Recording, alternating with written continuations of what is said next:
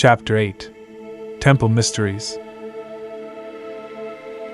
After being shut out of the Jinghara village, John and his team, Susan and the two hunter warriors, Ahmadi and Alyamide, made their way back to the Karamunga village.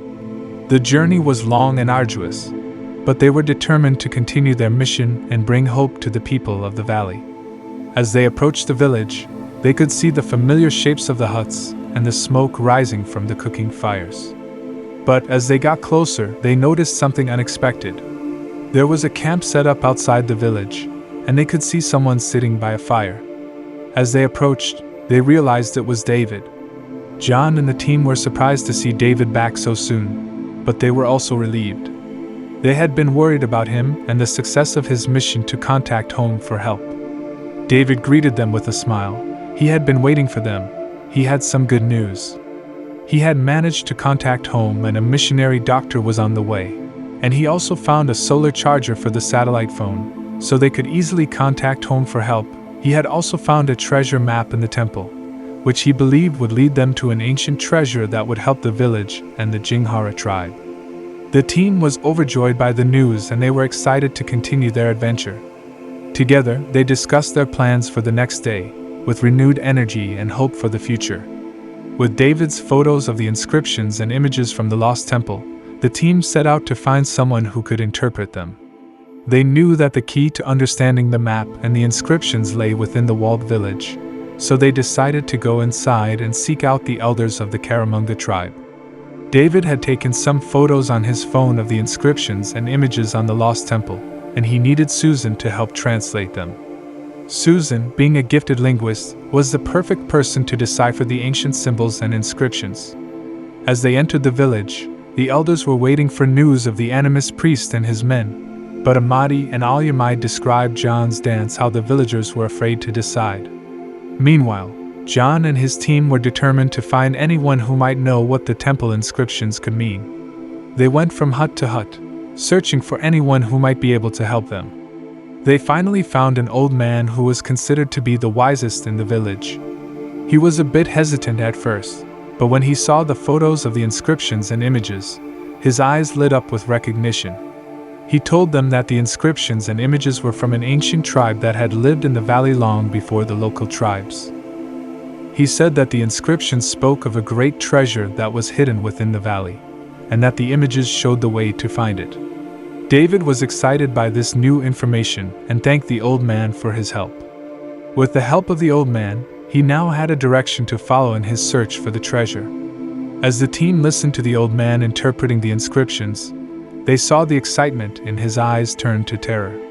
He pointed to one of the older passages and said, "This is a warning. It speaks of a great danger that lies ahead for anyone who seeks the treasure. It says that the treasure is protected by an ancient curse, and that only the pure of heart and the brave can survive it." John and his team were taken aback by this revelation. John dismissed the idea of treasure hunting as a distraction from the mission. He believed their purpose was to bring hope and salvation to the tribes, and the treasure hunt was not their main priority. He said to David, "Our main goal is to bring hope to the tribes and help them break free from the curses of the animist priest. We should not let the idea of treasure distract us from that." David understood where his brother was coming from and agreed with him outwardly. Inwardly, however, the old man looked at them. Susan offered, "Treasure could be the key to helping.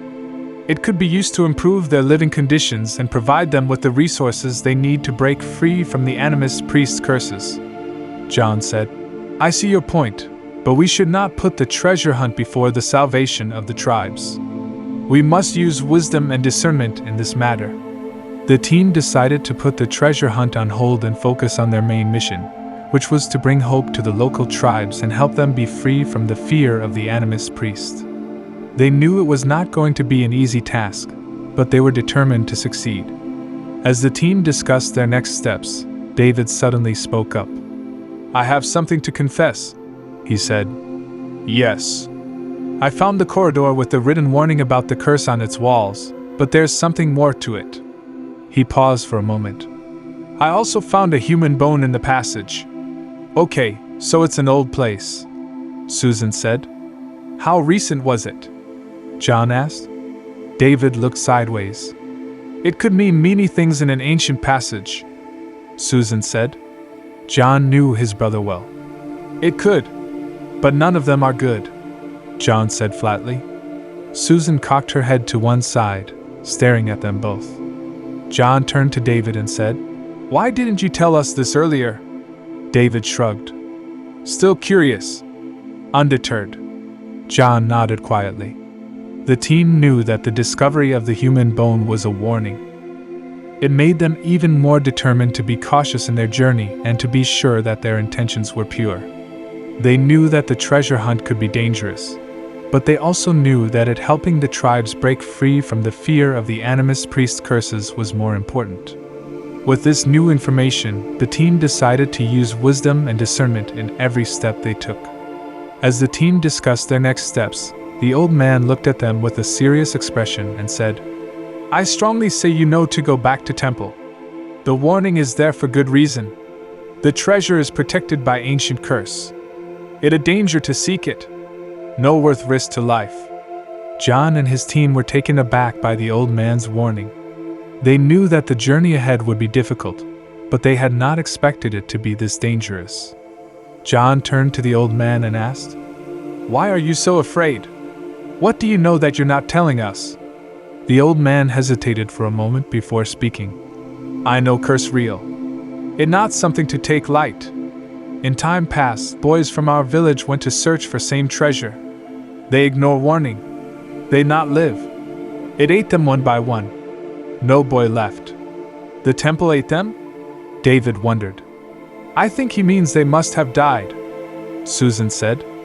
"Maybe there are more passageways," David mused.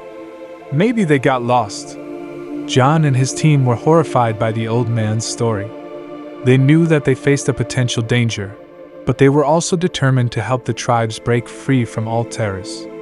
John turned to his team and said, "We will not let fear stop us from doing what is right, but we will be extra cautious and we will trust in God to protect us." The team knew that the old man's warning was not to be taken lightly, but they also knew that they had a mission to fulfill, and they were determined to succeed in it, no matter the cost.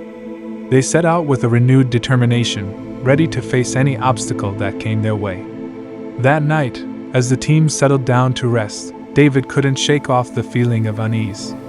He tossed and turned in his sleep, haunted by a vivid dream. He dreamed of the dark passage in the temple.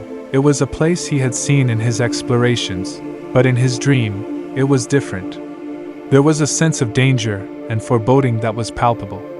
He saw himself walking down the passage, the darkness closing in around him. The walls of the passage seemed to be closing in on him, and he could feel the weight of the curse bearing down on him. Suddenly, a giant appeared out of the darkness.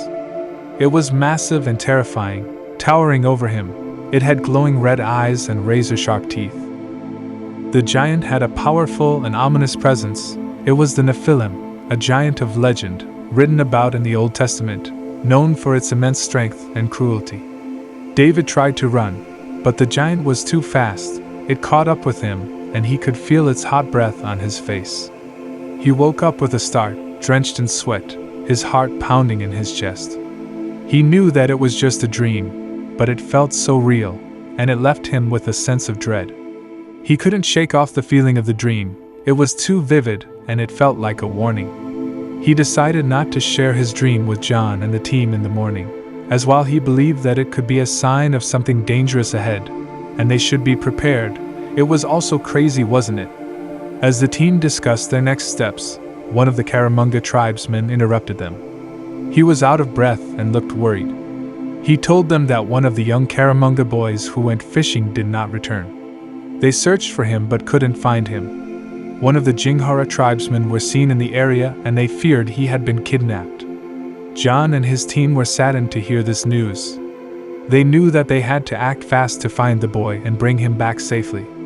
"Don't worry, we will help you find the boy. We will not rest until he is found and brought back safely," John reassured the tribesmen. "We need to find the boy and bring him back safely as soon as possible. We need to put together a plan to find him." The team immediately started discussing their options. "How about we split up?" John suggested. Must we? Susan said. We'll cover more ground more quickly, Susan. Susan sighed. We need to gather information, find out who took him and where they might have taken him. I can contact home for backup and resources.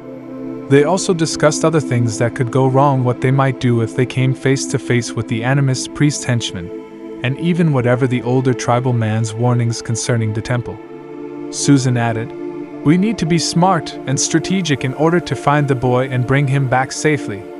Ahmadi and Alyamide, the two hunter warriors from the Karamunga tribe, nodded in agreement. We know the area well. We can guide you and provide protection.